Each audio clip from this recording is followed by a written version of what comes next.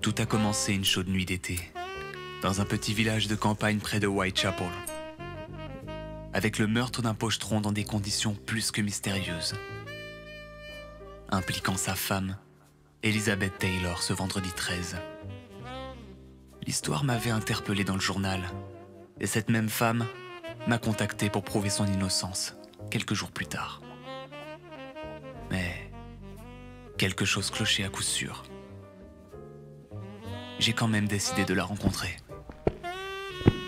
Dès que je l'ai vue, j'ai tout de suite senti qu'elle allait m'attirer des ennuis. Sa robe la mettant en valeur. Sa démarche de croqueuse d'homme et son regard perçant en disaient long. En revanche, sa respiration et sa façon de triturer son briquet de manière anxieuse en disaient tout autant. Et c'est là que je suis entré en jeu.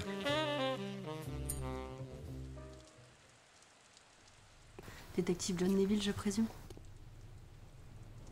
Perspicace, Madame Taylor. Je suis heureuse que vous ayez pris en considération ma requête. Vous savez, tôt ou tard, la vérité finit toujours par éclater. Et mon rôle dans tout ça, c'est d'accélérer ce processus intrinsèque. Impressionnant, Sir Neville. Trêve de plaisanterie. Que faisiez-vous la nuit de ce sanglant vendredi soir?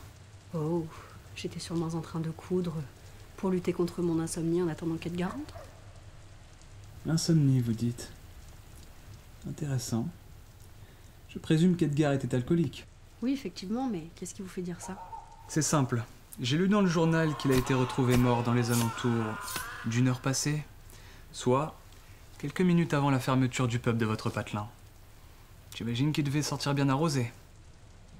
Impressionnant, mais cela ne veut pas dire qu'il était alcoolique. Eh bien, j'ai cru comprendre qu'on l'avait retrouvé mort, bouteille à la main. Aucune personne sensée ne prendrait la peine de garder une bouteille sur soi alors qu'il est poursuivi par un tueur. J'en conclus donc qu'il était alcoolique. Il est vrai qu'Edgar rentrait souvent tard le soir, totalement ivre et sans le sou. Vous battait-il? Ça lui est déjà arrivé, mais c'était un homme bien. Je n'en doute pas une seconde. Avait-il des ennemis? Edgar n'avait pas de très bonne fréquentation. Il jouait beaucoup au jeu, il lui arrivait d'avoir des dettes et ça le rendait très nerveux.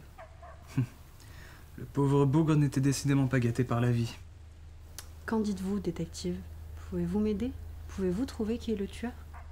Bien sûr, très cher. J'ai déjà une petite idée des circonstances de ce meurtre. Mais j'ai encore une petite enquête à mener. Je reviendrai vers vous en temps voulu. Ah oui, quelle est son identité? Vous savez, Miss Taylor, l'énigme qui nous est proposée réside souvent moins dans l'identité du coupable que dans celle du détective.